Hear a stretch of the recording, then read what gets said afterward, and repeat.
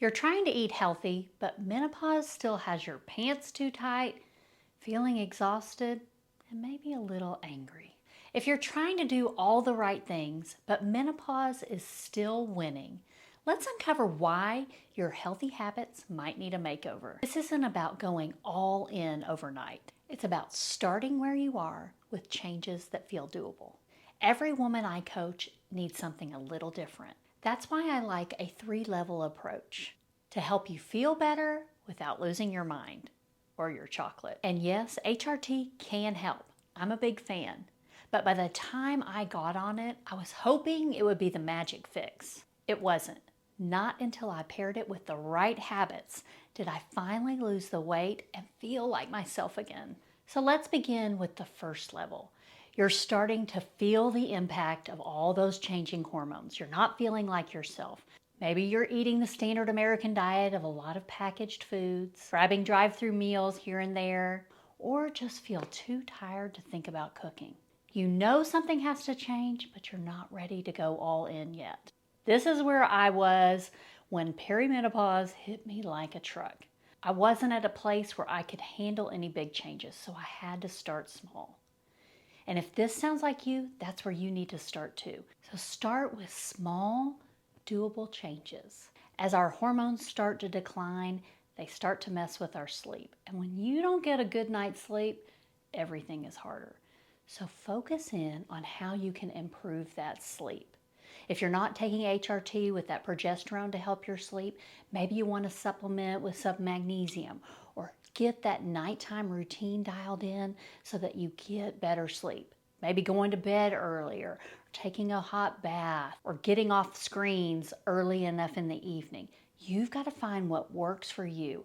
And I promise you, getting that sleep dialed in is going to make the other changes a whole lot easier. Now, I know you know that all that packaged food is not doing your body any favors.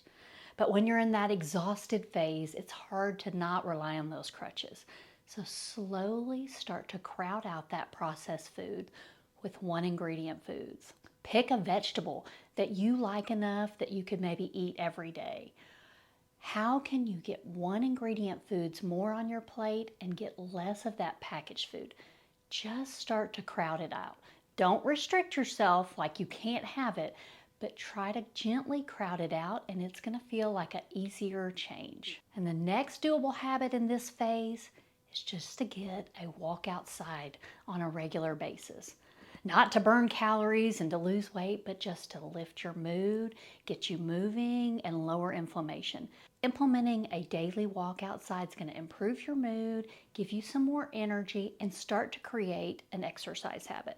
You don't have to track calories or even steps at this point, just a small walk.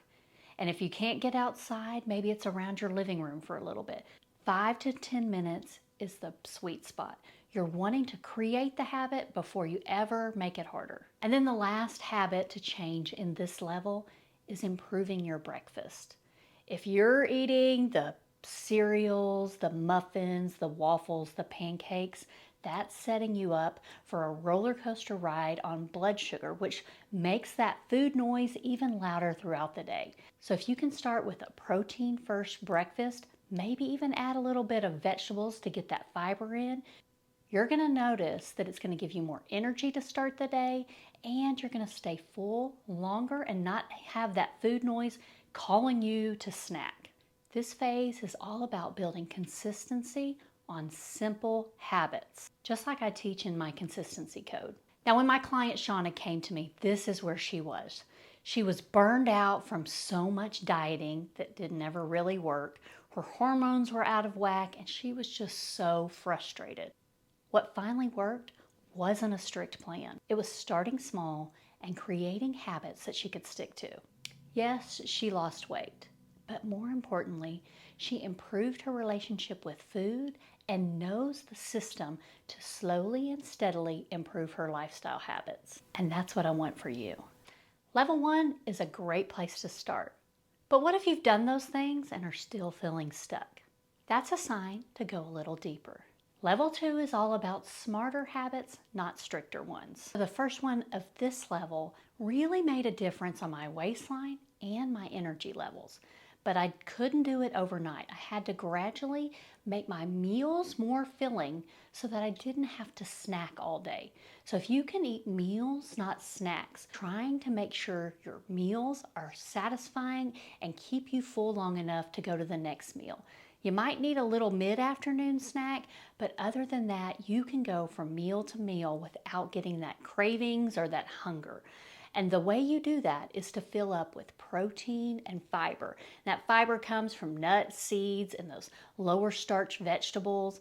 Maybe a little carbs at the end, but that protein, fiber first, and some healthy fats. That's going to keep you satisfied and not feeling restricted.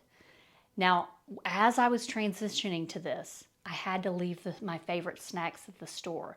I didn't need them tempting me every time I opened the pantry. So experiment. What is keeping you full long enough? As you're adjusting, you might need a snack, but just take note. Maybe I need some more protein or fiber at that meal to carry me over to the next meal. And let's be honest, we don't always snack because we're hungry. It's sometimes out of habit, or we want some kind of emotional comfort from it. We're bored, we're stressed, we're tired, we reach for those snacks. So the way I change this habit is I go for a walk. Great stress relief, gets me moving, gives me a little energy boost, and if I come back and I'm still hungry, then I eat. But it's just giving that little bit of pause to make sure you're really hungry for food, not just trying to fill a void. As you start to increase your walking and getting more steps in, this is so important as we enter menopause and start to think down the road of how we're going to age. You have to strength train. If you've never lifted weights, start with body weight. If you've gotten body weight down, start with weights. But don't stay with those little girly pink or purple weights that are so tiny. You want to slowly progress and get heavier weights. I love looking at my biceps when I've got those heavier dumbbells. I never would have thought that was possible. But that strength training and that muscle is going to help your metabolism, it's going to help you age stronger, and it's going to boost your confidence. Now, I probably don't have to tell you that changing hormones certainly have an impact on your stress. I have never had such big mood swings as I did in perimenopause to the menopause transition, and rage and crying fits. It was a very stressful time. So if this is you, you've got to learn ways to cope with that stress, because stress hormone cortisol, you either need to use it or you're going to store it right here in your belly. Figure out ways to reduce that stress in the moment. Maybe you need some kind of movement, a walk, a little dance party at your desk, listening to music. Figure out what works for you. If all else fails, start working on controlled breathing. Breathe in peace and blow out stress. Just focusing on your breath can help reduce that cortisol so you don't store it. This stage might take a little while. It might take some intentional practicing of getting consistent on these habits, little by little. If you've nailed down these level 2 habits but are still dealing with that belly fat, random aches and pains, bloating, brain fog, or even skin rashes, that's not just normal menopause. That's your body waving a red flag. And it might be time to look closer at inflammation. Inflammation is more than just a puffy face or swollen ankles. If you want to learn more about improving your gut health and lowering inflammation, grab my free guide with the details in the caption. I feel like a lot of us get stuck here because we feel like we've made some improvements, but we're still just not seeing the results we want. We look around and it's like, it's not fair. Our husband, our kids, or even younger friends don't have to dial it in as tightly as we do. But you know what? We want to live a long, healthy, active life, so we have to make the changes. If this is you, level 3 might be your next step. We have to get a little more intentional and a little more dialed in. Now, these level 3 changes are a little more advanced, but I want you to think of them as lifestyle changes. Don't think of them as a quick fix or a diet that you're going on and off of. Because once you implement these steps, you're really going to figure out what way of eating helps you feel your best and maintain your health. And it's not just going to be how you feel or how you look. It's going to show up in your lab work at your doctor's office too. This is where we really dial it in so that we can age stronger and healthier. Now, the first step in lowering inflammation might not be the easiest, but it's an important one. You've got to remove those inflammatory foods out of your diet. Take it slow, try one at a time, and notice how you feel. Your body's going to tell you how that's working for you. So these are the basic ones that are sneaky culprits. Your seed oils, the corn, vegetable, canola oils. Switch them to avocado and olive oils. And then that sneaky sugar. I'm not just talking about donuts and dessert.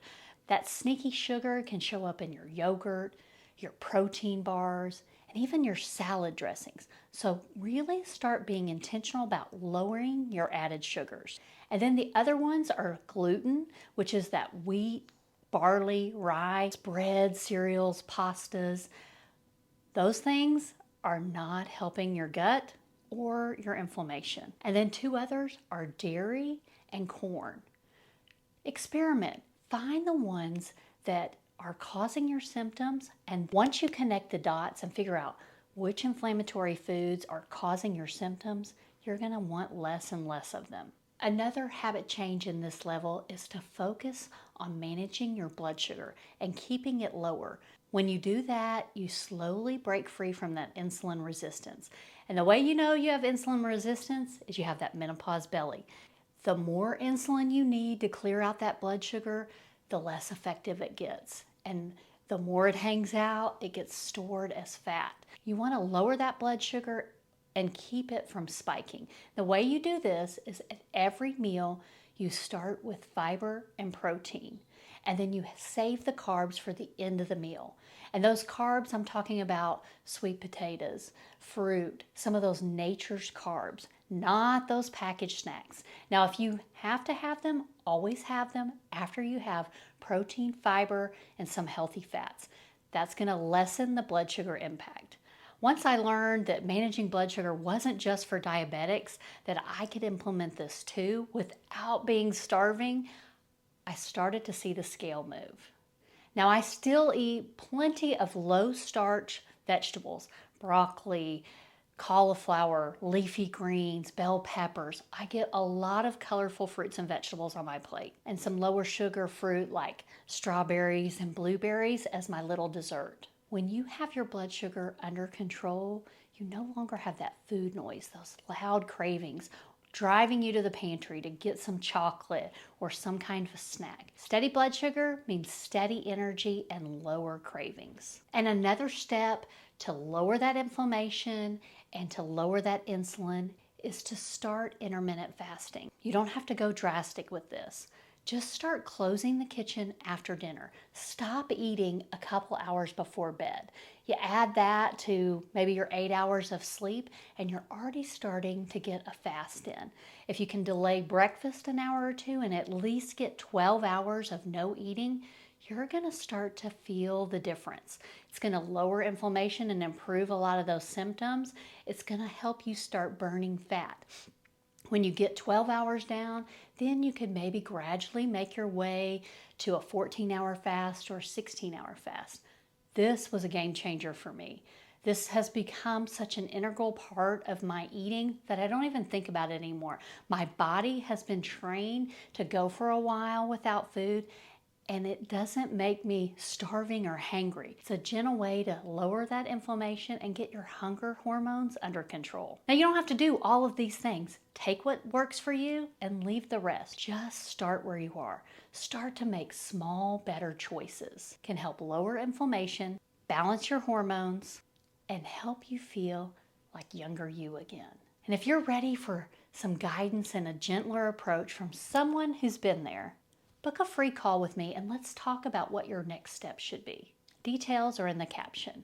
Just remember, you are worth the work to live a healthy lifestyle that you love.